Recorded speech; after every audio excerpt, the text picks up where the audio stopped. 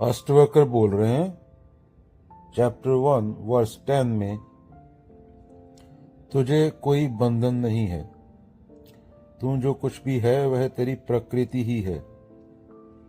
मुझे उस साक्षी स्वरूप रूप में जान जो सभी कर्मों से मुक्त है। हे राजन, वास्तव में तेरा कोई बंधन नहीं है। तू जो भी अनुभव करता है वह तेरी प्रकृति है, परंतु तू नहीं है, तू तो उसका साक्षी है। साक्षी कभी बनता नहीं, वह सर्वदा मुक्त रहता है। अष्टवक्र वही साक्षी स्वरूप हूं।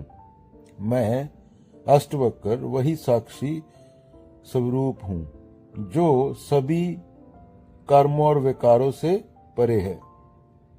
चलो कहानी में बात कर लेते हैं। एक बार की बात है, गांव में एक अर्जुन नाम का लड़का रहता था। वह बहुत अच्छा था, लेकिन एक बात पर बहुत दुखी रहता था। उसे लगता था कि उसे बहुत गुस्सा आता है। जब वह गुस्सा करता तो बाद में पछताता, मैं बहुत बुरा हूं, मैं क्यों ऐसा हूं। उसके गुरु थे, ऋषि थे, बहुत ज्ञानी थे।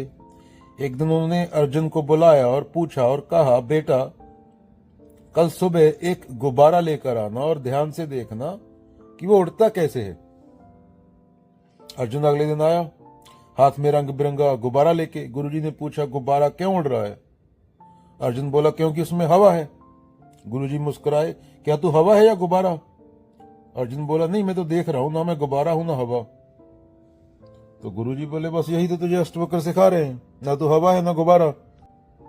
तू तो वो आकाश है जिसमें सारे गुब्बारे आते जाते रहते हैं, लेकिन आकाश कभी नहीं फटता, नहीं मरता, नहीं जलता। अर्जुन अब हर बार जब उसे गुस्सा आता तो मुस्कुराकर कहता, मैं गुस्सा नहीं हूं, मैं तो देख रहा हूं। जब गुस्सा आता उसको अब तो खुद को देखता, ध्यान देता, प्रैक्टिस हो गई थी अभी, तो क्या बोलता, मैं गुस्सा नहीं हूं, मैं तो देखने वाला हूं। तो शिक्षा क्या मिलती है? तुम भावनाएं नहीं हो, तुम साक्षी हो। जो उन्हें आते जाते देखता है, यही मुक्ति है, यही अष्टवक्र की सीख है। तो तुम बंधे हुए नहीं हो, तुमने मान लिया कि तुम बंधे हुए हो। तुम स्वभाव को मैं मान बैठे, इसलिए उलझन में हो। जो तुम्हारा स्वभाव है, तुम उसको मैं मान बैठे, इसलिए गुस्सा आता है। स्वभाव तो प्रकृति का खेल है। शरीर मन भावना, शरीर मन भावना। पर जो देख रहा है, जो साक्षी है, वही तुम हो। और वही अष्टवक्र बोल रहे हैं, जो देख रहा है वह करता नहीं, इसलिए वह हमेशा मुक्त है।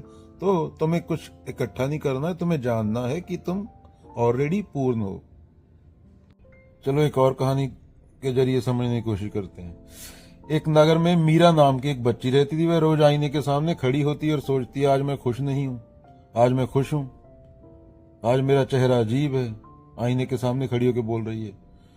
तो एक औरत थी, बुढ़ी, वो ज्ञानी थी। एक दिन उन्होंने मीरा से पूछा कि बेटा आईना कौन है? मीरा बोली, वो जिसमें मैं दिखती हूँ। औरत मुस्कुराई, और जो उसमें दिखता है वो कौन है? वो मैं हूं। मीरा ने कहा। नानी फिर बोली, जब तू खुश होती है आईना बदलता है क्या? जब तू खुश होती है आईना बदलता है क्या? वो बोलती है, नहीं। जब तू उदास होती है आईना दुखी होता है क्या? नहीं, वो तो बस दिखाता है, मेरी प्रतिमा को दिखाता है, वो तो मेरी शक्ल दिखाता है, वो तो आईना दिखाता है। तो औरत धीरे से बोली, तेरा मन, तेरा शरीर, तेरी भावना, ये सब बदलते रहते हैं, लेकिन जो देख रहा है वह कभी नहीं बदलता। वो असली तू है, साक्षी। आईना सब कुछ दिखाता है, पर वो खुद कुछ नहीं होता। जैसे तू सब अनुभव करती है मेरी बच्ची, पर तू अनुभव नहीं है, तू साक्षी है। मीरा ने धीरे धीरे अपनी आंखें बंद कर ली। पहली बार देखा, मन में खुशी, डर, उदासी सब चल रहे हैं, पर अंदर कहीं एक शांत मैं बस देख रहा है। वह मुस्कुरा उठी जब ध्यान दिया उसने। अब मैं जान गई, मैं आईना नहीं, मैं आईने की रोशनी हूं। भाव साक्षी अगेन। भावनाएं उठती हैं मन में, ख्याल आते जाते हैं, मन, शरीर, भावनाएं, ये सब आते जाते हैं, पर जो उन्हें देखता है वह असली मैं है। उसी को जानना आत्मज्ञान है। उसको जानने के बाद वो मैं भी नहीं बचता, अस्तित्व के साथ एक हो जाता है, एग्जिस्टेंस के साथ एक हो जाता है।